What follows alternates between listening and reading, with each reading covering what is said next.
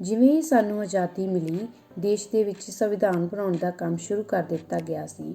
ਇਸ ਦੇ ਲਈ 29 ਅਗਸਤ 1947 ਨੂੰ ਇੱਕ ਖਰੜਾ ਕਮੇਟੀ ਤਿਆਰ ਕੀਤੀ ਗਈ ਸੀ, ਜਿਸ ਦੇ ਚੇਅਰਮੈਨ ਡਾਕਟਰ ਭੀਮ ਰਾਓ ਅੰਬੇਦਕਰ ਜੀ ਨੂੰ ਬਣਾਇਆ ਗਿਆ ਸੀ।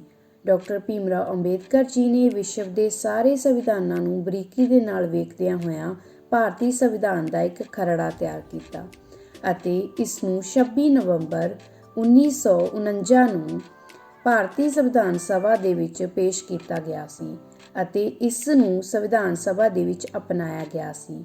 ਇਸੇ ਕਰਕੇ ਹਰ ਸਾਲ 26 ਨਵੰਬਰ ਨੂੰ ਸੰਵਿਧਾਨ ਦਿਵਸ ਵਜੋਂ ਮਨਾਇਆ ਜਾਂਦਾ ਹੈ। ਭਾਰਤੀ ਸੰਵਿਧਾਨ ਵਿਸ਼ਵ ਦਾ ਸਭ ਤੋਂ ਲੰਬਾ ਸੰਵਿਧਾਨ ਮੰਨਿਆ ਜਾਂਦਾ ਹੈ ਅਤੇ ਇਸ ਵਿੱਚ 395 ਧਾਰਾਵਾਂ, 22 ਭਾਗ ਅਤੇ 12 ਅਨੁਸੂਚੀਆਂ ਹਨ। ਆਓ ਇੱਕ ਇੱਕ ਕਰਕੇ ਇਹਨਾਂ 22 ਭਾਗਾਂ ਨੂੰ ਜਾਣਦੇ ਹਾਂ। ਦੇ ਭਾਗ ਪਹਿਲੇ ਦੇ ਅਧੀਨ ਜਿਹੜਾ ਹੈ ਉਹ ਯੂਨੀਅਨ ਅਤੇ ਇਸ ਦੇ ਪ੍ਰਦੇਸ਼ਾਂ ਦੀ ਜਿਹੜੀ ਵਿਆਖਿਆ ਕੀਤੀ ਗਈ ਹੈ, ਜਿਸ ਦੇ ਅੰਦਰ ਇਹ ਕਿਹਾ ਗਿਆ ਹੈ ਕਿ ਜਿਹੜਾ ਭਾਰਤ ਹੈ ਉਹ ਜਿਹੜਾ ਰਾਜਾਂ ਦਾ ਸੰਘ ਹੋਵੇਗਾ ਤੇ ਦੂਜਾ ਸੰਸਦ ਜਦ ਚਾਹੇ ਕਿਸੇ ਵੀ ਰਾਜ ਤੋਂ ਉਸਦਾ ਜਿਹੜਾ ਖੇਤਰ ਹੈ ਉਹ ਅਲੱਗ ਕਰਕੇ ਇੱਕ ਜਿਹੜਾ ਨਵਾਂ ਰਾਜ ਜਿਹੜਾ ਸਥਾਪਿਤ ਕਰ ਸਕਦੀ ਹੈ। ਪਾਰਟ 2 ਕਨਸਟੀਟਿਊਸ਼ਨ ਦੇ ਪਾਰਟ 2 ਦੇ ਵਿੱਚ ਭਾਰਤ ਦੇਸ਼ ਦੀ ਨਾਗਰਿਕਤਾ ਸੰਬੰਧਿਤ ਕੁਝ ਕਾਨੂੰਨਾਂ ਬਾਰੇ ਦੱਸਿਆ ਗਿਆ ਹੈ। 1947 ਦੇ ਵਿੱਚ ਹੋਈ ਦੇਸ਼ ਦੀ ਵੰਡ ਅਤੇ ਉਸ ਤੋਂ ਬਾਅਦ ਦੀਆਂ ਹੋਣ ਵਾਲੀਆਂ ਕੁਝ ਸਮੱਸਿਆਵਾਂ, ਜਿਵੇਂ ਕਿ ਲੋਕਾਂ ਦੀ ਮਾਈਗ੍ਰੇਸ਼ਨ ਨੂੰ ਲੈ ਕੇ ਹੋਣ ਵਾਲੀਆਂ ਕੁਝ ਸਮੱਸਿਆਵਾਂ ਨੂੰ ਮੱਦੇਨਜ਼ਰ ਰੱਖਦੇ ਹੋਏ ਕੁਝ ਪ੍ਰੋਵੀਜ਼ਨਸ ਬਣਾਏ ਗਏ ਸਨ। ਇੰਡੀਅਨ ਕਨਸਟੀਟਿਊਸ਼ਨ ਵਿੱਚ ਤੀਸਰੇ ਨੰਬਰ ਉੱਪਰ ਆਉਂਦੇ ਹਨ ਫੰਡਾਮੈਂਟਲ ਰਾਈਟਸ। ਆਰਟੀਕਲ 12 ਤੋਂ ਲੈ ਕੇ 35 ਤੱਕ ਹੀ ਸਾਡੇ ਇੰਡੀਅਨ ਕਨਸਟੀਟਿਊਸ਼ਨ ਦੇ ਵਿੱਚ ਸ਼ਾਮਲ ਹਨ। ਭਾਰਤ ਦੇ ਸੰਵਿਧਾਨ ਦਾ ਚੌਥਾ ਭਾਗ directive principal of state policy ਵਿੱਚ 36 ਤੋਂ ਲੈ ਕੇ 51 ਧਾਰਾਵਾਂ ਆਉਂਦੀਆਂ ਹਨ। ਮੈਂ ਕਨਸਟੀਟਿਊਸ਼ਨ ਦੇ 5th ਪਾਰਟ ਬਾਰੇ ਦੱਸੂਗੀ, ਦ ਯੂਨੀਅਨ। ਦ ਯੂਨੀਅਨ ਦੇ ਵਿੱਚ ਜਿਹੜੇ ਆਰਟੀਕਲਸ ਨੇ ਉਹ 52 to 151 ਤੱਕ ਦੇ ਨੇ। ਇਹਨਾਂ ਦੀ ਅੱਗੇ ਸਬ ਡਿਵੀਜ਼ਨ ਇਸ ਤਰ੍ਹਾਂ ਕੀਤੀ ਗਈ ਹੋਈ ਹੈ। 52 to 78 ਵਿੱਚ ਐਗਜ਼ੀਕਿਊਟਿਵ ਬਾਰੇ ਦੱਸਿਆ ਗਿਆ ਹੈ। 79 to 122 ਦੇ ਵਿੱਚ ਪਾਰਲੀਮੈਂਟ ਬਾਰੇ ਦੱਸਿਆ ਗਿਆ ਹੈ। 123 ਦੇ ਵਿੱਚ ਲੈਜਿਸਲੇਟਿਵ ਪਾਵਰ ਆਫ ਪ੍ਰੈਜ਼ੀਡੈਂਟ ਬਾਰੇ ਦੱਸਿਆ ਗਿਆ ਹੈ। ਅੱਗੇ 124 to 147 ਦੇ ਵਿੱਚ ਯੂਨੀਅਨ ਜੁਡੀਸ਼ਰੀ ਬਾਰੇ ਦੱਸਿਆ ਗਿਆ ਹੈ।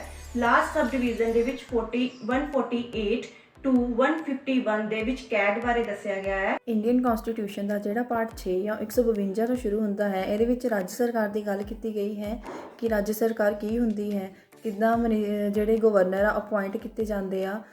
ਭਾਰਤੀ ਸੰਵਿਧਾਨ ਦੇ 7ਵੇਂ ਭਾਗ ਵਿੱਚ ਸਟੇਟ ਅਤੇ ਸੈਂਟਰ ਦੇ ਫੰਕਸ਼ਨਸ ਬਾਰੇ ਦੱਸਿਆ ਗਿਆ ਹੈ। ਉਹਨਾਂ ਨੂੰ ਕੀ ਪਾਵਰ ਮਿਲੀ ਹਨ ਉਹਦੇ ਬਾਰੇ ਦੱਸਿਆ ਗਿਆ ਹੈ। ਭਾਗ 8 ਕੇਂਦਰ ਸ਼ਾਸਿਤ ਪ੍ਰਦੇਸ਼। ਇਹ ਇੱਕ ਪ੍ਰਬੰਧਕੀ ਵਿਭਾਗ ਹੁੰਦਾ ਹੈ ਜੋ ਸਿੱਧਾ ਭਾਰਤ ਸਰਕਾਰ ਦੁਆਰਾ ਨਿਯੰਤਰਿਤ ਕੀਤਾ ਜਾਂਦਾ ਹੈ। ਭਾਰਤੀ ਸੰਵਿਧਾਨ ਦਾ ਭਾਗ 9 ਪੇਂਡੂ ਸਵੈ ਸਰਕਾਰ ਨਾਲ ਸੰਬੰਧਿਤ ਹੈ। ਇਸ ਵਿੱਚ ਗ੍ਰਾਮ ਪੰਚਾਇਤਾਂ ਨੂੰ ਭਾਰਤ ਦੀ ਸੰਵਿਧਾਨ ਦੇ ਭਾਗ 9 ਦੁਆਰਾ ਪੰਚਾਇਤਾਂ ਅਧੀਨ ਖੁਦਮੁਖਤਿਆਰੀ ਦਿੱਤੀ ਗਈ ਹੈ।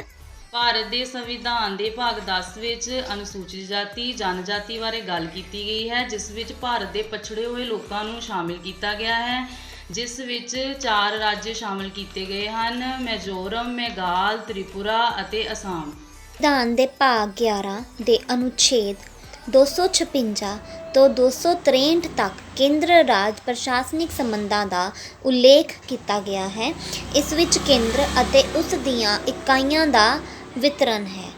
ਇੰਡੀਅਨ ਕਨਸਟੀਟਿਊਸ਼ਨ ਦੇ ਭਾਗ 12 ਦੇ ਅਨੁਛੇਦ 264 ਤੋਂ 300 ਤੱਕ ਹੈ। ਇਸ ਵਿੱਚ ਵਿੱਤ, ਸੰਪੱਤੀ, ਠੇਕੇ ਅਤੇ ਮੁਕੱਦਮਿਆਂ ਬਾਰੇ ਗੱਲ ਕੀਤੀ ਗਈ ਹੈ, ਜਿਸ ਵਿੱਚ ਇਹ ਦੱਸਿਆ ਗਿਆ ਹੈ ਕਿ ਕਾਨੂੰਨ ਦੇ ਅਧਿਕਾਰ ਤੋਂ ਬਿਨਾਂ ਕੋਈ ਵੀ ਟੈਕਸ ਵਸੂਲਿਆ ਜਾਂ ਇਕੱਠਾ ਨਹੀਂ ਕੀਤਾ ਜਾ ਸਕਦਾ।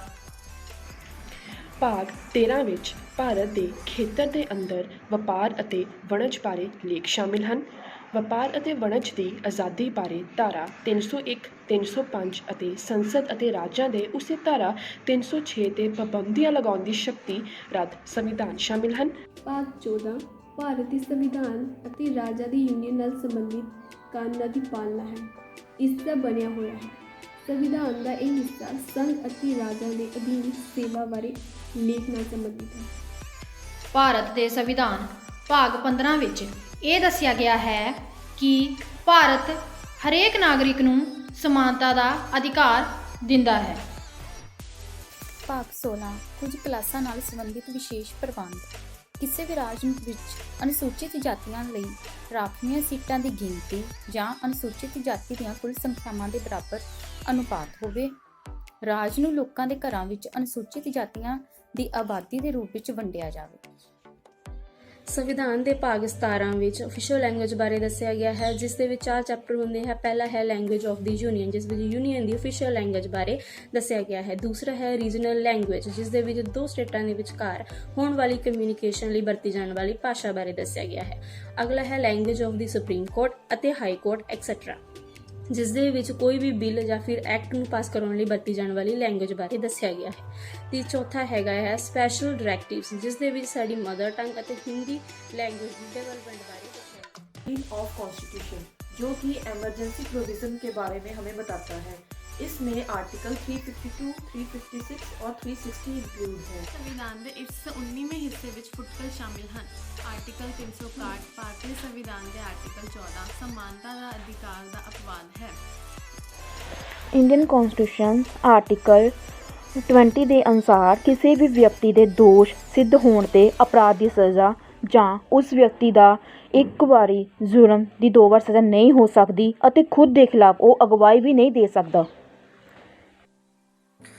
ਭਾਰਤ ਦੇ ਸੰਵਿਧਾਨ ਦਾ ਹਿੱਸਾ 21ਵਾਂ ਇੱਕ ਦੇਸ਼ ਅਤੇ ਸੰਘ ਦੇ ਰੂਪ ਵਿੱਚ ਭਾਰਤ ਦੇ ਸੰਵਿਧਾਨ ਨਾਲ ਸੰਬੰਧਿਤ ਕਾਨੂੰਨਾਂ ਦਾ ਸੰਗ੍ਰਹਿ ਹੈ।